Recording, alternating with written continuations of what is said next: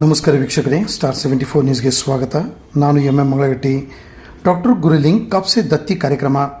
Doctor ಗುರುಲಿಂಗ್ Kapse ದತ್ತಿ ಕಾರ್ಯಕ್ರಮವನ್ನು ದತ್ತಿ ದಾನಿಗಳಾದ ಡಾಕ್ಟರ್ ಕಾಪ್ಸೆ ಅವರ ವಿದ್ಯಾರ್ಥಿಗಳು, ಕುಟುಂಬದ ಸದಸ್ಯರು, ಸಂಬಂಧಿಕರು ಮತ್ತು ಹಿತೈಷಿಗಳ ವತಿಯಿಂದ ಡಾಕ್ಟರ್ ಗುರುಲಿಂಗ್ ಕಾಪ್ಸೆ ದತ್ತಿ ಹಾಗೂ ಸಾಹಿತ್ಯ ಪ್ರಶಸ್ತಿ ಪ್ರದಾನ 2026 ಕಾರ್ಯಕ್ರಮವನ್ನು ಧಾರವಾಡ ನಗರದ ಕರ್ನಾಟಕ ವಿದ್ಯಾವರ್ಧಕ ಸಂಘ ಧಾರವಾಡದಲ್ಲಿ ದಿನಾಂಕ 2/4/2026 ಹಮ್ಮಿಕೊಳ್ಳಲಾಗಿತ್ತು.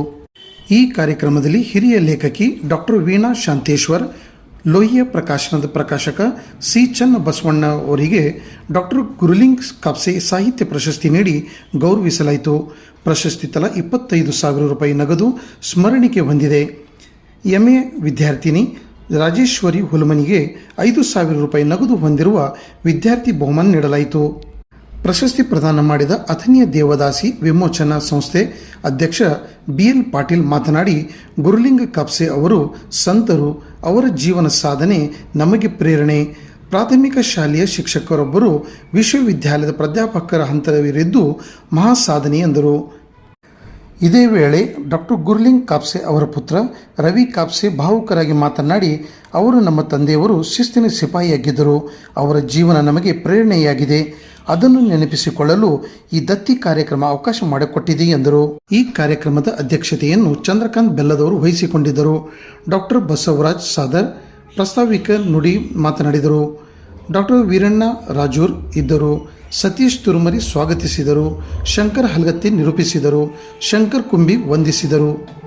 ಈ ಸಂದರ್ಭದಲ್ಲಿ ಪೂಜ್ಯನೀಯ ದಿವಂಗತ ಗುರುಲಿಂಗ್ ಕಾಪ್ಸೆ ಅವರ ಮಕ್ಕಳು ಶ್ರೀ ಚಂದ್ರಶೇಖರ್ ಕಾಪ್ಸೆ, ಶ್ರೀಮತಿ ಉಷಾ ಕಾಪ್ಸೆ, ರವಿ ಕಾಪ್ಸೆ, ಸೊಸೆ ಡಾಕ್ಟರ್ ಜ್ಯೋತಿ ಕಾಪ್ಸೆ, ಮೊಮ್ಮಗ ಸಂಕಲ್ಪ ಕಾಪ್ಸೆ ಕಾರ್ಯಕ್ರಮದಲ್ಲಿ ಉಪಸ್ಥಿತರಿದ್ದರು.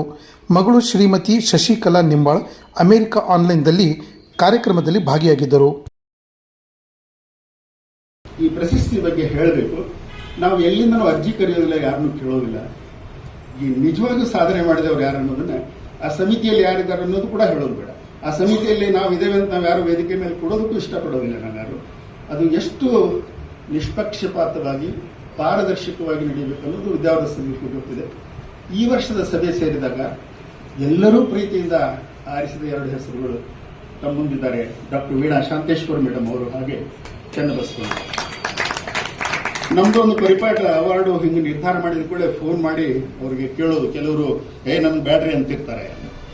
ತಕ್ಷಣ ಮೇಡಮ್ ಅವ್ರಿಗೆ ಫೋನ್ ಮಾಡಿದ್ವಿ. ಅವರು ಬಹಳ ಪ್ರಶಸ್ತಿಗಳನ್ನು ನಿರಾಕರಿಸಿದ್ದಾರೆ. ನಾನು ಬೇರೆ ಬೇರೆ ಕಾರಣಕ್ಕೆ ರಿಕ್ವೆಸ್ಟ್ ಮಾಡಿದೆ, ಬಹಳ ನೇರವಾಗಿ ನಿರಾಕರಿಸಿದ್ದಾರೆ. ನನ್ನ ಕೆಲಸ ಅವ್ರ ಮೇಲೆ ಸಿಟ್ಟಿದೆ ನನಗೆ. ಆದರೆ ಈ ಪ್ರಶಸ್ತಿ ಪ್ರಸ್ತಾಪ ಮಾಡಿದಾಗ ಎಷ್ಟು ಖುಷಿಲೋ ಕೂಡ ಅಂದ್ರೆ ತಗೊಳ್ತೇನಪ್ಪ. ಯಾಕಂದ್ರೆ ನಾನು ಕಾಪ್ಸೆಸ್ ಅವರು ಕ್ಲಾಸ್ಮೇಟ್ ಇದ್ದೀವಿ ಬಸವೇಶ್ವರ ಬಾಗಲಕೋಟೆ ಕಾಲೇಜಿನಲ್ಲಿ. ನೀವು ಅವ್ರ ಕ್ಲಾಸ್ಮೇಟ್ ಇದ್ರಿ ಅಂತ ನಾ ಕೇಳಿದ್ರೆ, ಅಷ್ಟೇ ಅಲ್ಲಪ್ಪ ಅವ್ರು ನಾನು ಬಹಳ ಕಾಡಿಸ್ತಿದ್ದೆ ಅಂತ ಹೇಳಿದ್ರು. ನನಗೆ ನಂಬಕ್ಕಾಗಲ್ಲ ಮೇಡಮ್ ಅಂತ ಹೇಳಿದ್ರು. ನೀವು ಕಾಡಿಸ್ತಿದ್ರಿ ಅಂತ ಅವರೇ ಹೇಳಿದ್ ಮಾತ್ರ.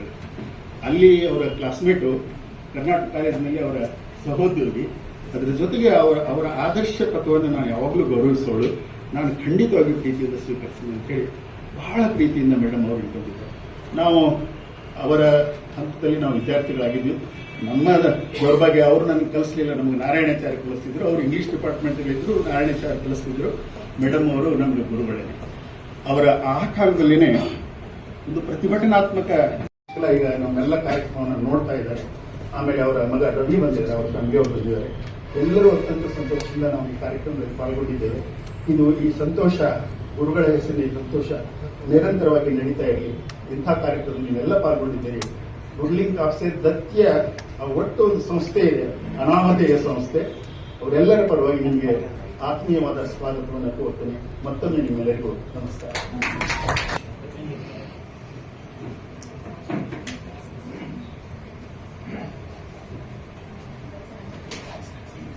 ಕರ್ನಾಟಕ ವಿದ್ಯಾವರ್ಧಕ ಸಂಘದಿಂದ ಡಾಕ್ಟರ್ ಗುರುಲಿಂಗ್ ಕಾಪ್ಸೆ ದತ್ತಿ ಕಾರ್ಯಕ್ರಮದ ಅಂಗವಾಗಿ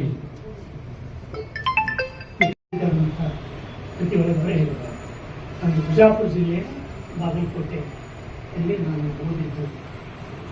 ಹೀಗಾಗಿ ಬಿಜಾಪುರ ಜಿಲ್ಲೆ ನಾನು ಏನೇ ಓದಕ್ಕೆ ಬಂದಾಗ ಬಿಜಾಪುರ ಜಿಲ್ಲೆಯಿಂದ ಅವಾಗ ನಮ್ಮ ಕ್ಲಾಸ್ನಲ್ಲಿ ಒಬ್ಬನು ಅಥಣಿ ಕಡೆಯಿಂದ ಹೋಗೋದು. ಅವನ ಹೆಸರು ಬರಗಾಲ ಅಂತ. ಕಾಪ್ಸೆಯವರು ಎಲ್ಲರನ್ನು ಪರಿಚಯ ಮಾಡಿಕೊಳ್ಳುವಾಗ ಎಲ್ಲರೂ ಹೆಸರಿಗೆ ಬರಗಾಲ ಅಂತ ಅರ್ಧ ಹೆಸರು ಬರಗಾಲ ಅಂದ ತಕ್ಷಣ ನೀ ಯಾಕೆ ಬಂದೆ ಇಲ್ಲಿ, ಅದು ನಮ್ಮ ಇಂಡಿ ಕಡೆ ಸಿಂಧಿಗೆ ಕಡೆ ನೀ ಯಾಕೆ ಧಾರವಾಡಕ್ಕೆ ಹಾಕೊಂಡೆ ಬರಗಾಲ ಅಂತ ಆತ್ಮೀಯವಾಗಿ ನಮಗೆ ಆನ್ವಯಿಕ ವಿಮರ್ಶೆಯನ್ನು ಡಾಕ್ಟರ್ ಕಲ್ಬುರ್ಗಿ ಕಾಪ್ಸೆಯವರು ನಮಗೆ ಕಲಿಸ್ತಾ ಇದ್ರು. ಅವರು ನಮಗೆ ವಿಶ್ವವಿದ್ಯಾಲಯಕ್ಕೆ ಬಂದಾಗ ಮೊಟ್ಟ ಮೊದಲನೇ ಬಾರಿಗೆ ಒಬ್ಬ ಪಾಲಕನನ್ನು ನೋಡಿರ್ತಕ್ಕಂಥ ರೀತಿ ಒಳಗೆ ಯಾವ ಥರ ಇತ್ತು ಅದೇ ಥರ ಅವರು ಅಪ್ಯಾಯಮಾನವಾಗಿರ್ತಕ್ಕಂಥ ಪಾಠ ಮಾಡೋದಾಗಲಿ ಅಥವಾ ಅವ್ರು ಮಾತಾಡಿಸೋದಾಗಲಿ ಅದೇ ಥರದ ಒಂದು ಆತ್ಮೀಯತೆ ಇತ್ತು.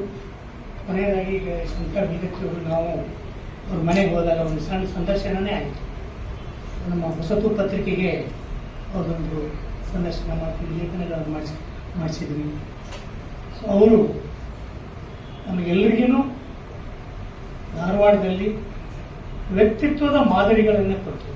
ಒಂದು ವ್ಯಕ್ತಿತ್ವ ಹೀಗಿರಬೇಕು ಅಂತ ಅವರಾಗಲಿ, ಕಲ್ಬುರ್ಗಿಯವರಾಗಲಿ, ಚಂಪಾ ಅವರಾಗಲಿ, ಈ ಥರ ಹಲವಾರು ಜನ ಇವತ್ತು ನಮ್ಮ ಜೊತೆ ಇಲ್ಲ ಅಂದರೂ ಸಹಿತ ಅವರ ಮಾರ್ಗದರ್ಶನ ಇದೆ. ಅಂಥ ಗುರುಗಳ ದತ್ತಿ ಕಾರ್ಯಕ್ರಮವನ್ನು ಡಾಕ್ಟರ್ ಗುರುಗಳು ವರ್ಗತಿಯವರು ಸಾಧನೆಗಳು ಹೇಳಿದಾಗ ನಾನು ಖಂಡಿತ ಎಲ್ಲೇ ಇದ್ದರೂ ಬಂದು ಈ ಕಾರ್ಯಕ್ರಮಕ್ಕೆ ಅಟೆಂಡ್ ಆಗ್ತೀನಿ ಅಂತ ಹೇಳಿ ಮತ್ತು ಗುರುಗಳು ತೀರುವುದಾಗ ನಾನು ಇರಲಿಲ್ಲ, ದೂರದಲ್ಲಿ ಊಟ ಒಂದು ಹೆಸರಿನೊಳಗೆ ದತ್ತಿಯ ಪ್ರಶಸ್ತಿಯನ್ನು ಸ್ವೀಕರಿಸ್ತಾ ಇರತಕ್ಕಂಥ ಇಬ್ಬರು ವ್ಯಕ್ತಿತ್ವಗಳು, ವೀಣಾ ಶಾಂತೇಶ್ ಅವರಾಗಲಿ ಅಥವಾ ನಮ್ಮ ಚನ್ನಬಸವಣ್ಣನವರಾಗಲಿ, ಇವರಿಬ್ಬರಿಗೂ ಎರಡೆರಡು ದಿನ ಇವ್ರ ಬಗ್ಗೆ ಮಾತನಾಡಿದ್ರು ಕಡಿಮೆ.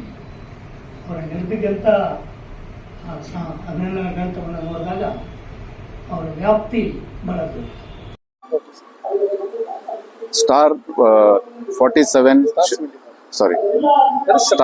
74 ಶ್ರೋತೃಗಳೇ, ಇವತ್ತು ನಮ್ಮ ತಂದೆಯ ಡಾಕ್ಟರ್ ಗುರ್ಲಿಂಗ್ ಕಾಪ್ಸೆ ಅವರ ದತ್ತಿ ಪ್ರೋಗ್ರಾಮ್ ನಡೀತಾ ಇದೆ. ಇದಕ್ಕೆ ಪ್ರಶಸ್ತಿ ಪುರಸ್ಕಾರವನ್ನು ಕೊಡ್ತಾರೆ. ಅದನ್ನು ಡಾಕ್ಟರ್ ವೀಣಾ ಶಾಂತೇಶ್ವರ್, ಹಿರಿಯ ಸಾಹಿತಿಗಳು ಮತ್ತು ಶ್ರೀ ಸಿ ಚನ್ನಬಸವಣ್ಣ ಪ್ರಕಾಶಕರು, ಲೋಹಿಯಾ ಪ್ರಕಾಶನ್ ಬಳ್ಳಾರಿ ಇವರಿಗೆ ಕೊಡಲಾಗುತ್ತಿದೆ.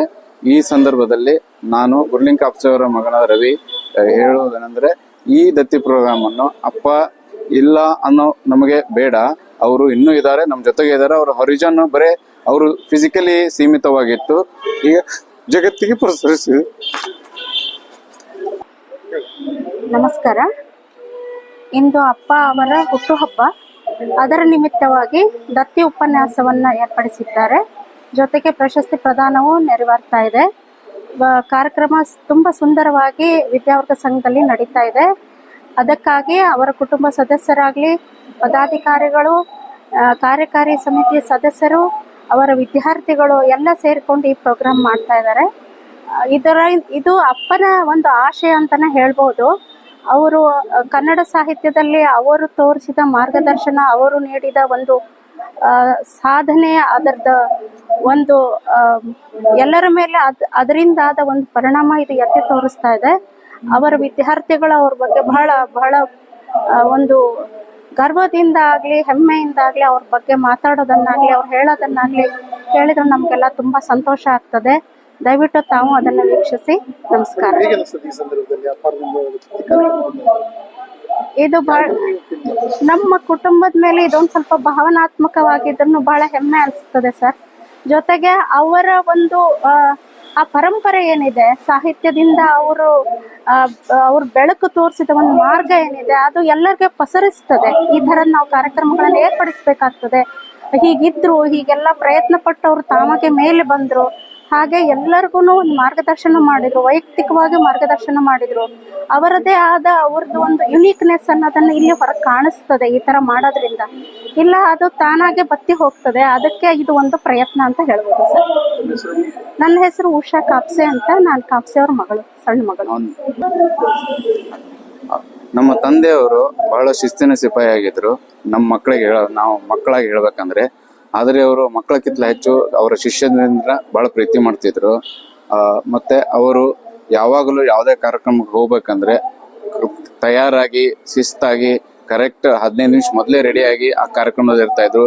ಯಾವಾಗೂ ಲೇಟ್ ಆಗಿ ಹೋಗಿಲ್ಲ ಅವರು. ಅಪ್ಪರು ಸಿದ್ದೇಶ್ವರ ಸ್ವಾಮಿಗಳು ಅವ್ರನ್ನ ಸಣ್ಣವರಿದ್ದಾಗ ಸೈಕಲ್ ಮೇಲೆ ಅವ್ರನ್ನ ಸ್ಕೂಲಿಗೆಲ್ಲ ಕರ್ಕೊಂಡು ಹೋಗ್ತಿದ್ರು. ಅವ್ರ ಪರಿಣಾಮ ಅವ್ರ ಮೇಲೆ ಕಾಣುತ್ತೆ. ಅವರ ಪರಿಣಾಮ ಅವ್ರ ಮೇಲೆ ಆಗಿದೆ, ಹಾಗೆ ನಮ್ಮ ಮಕ್ಕಳ ಮೇಲೂ ಆಗಿದೆ.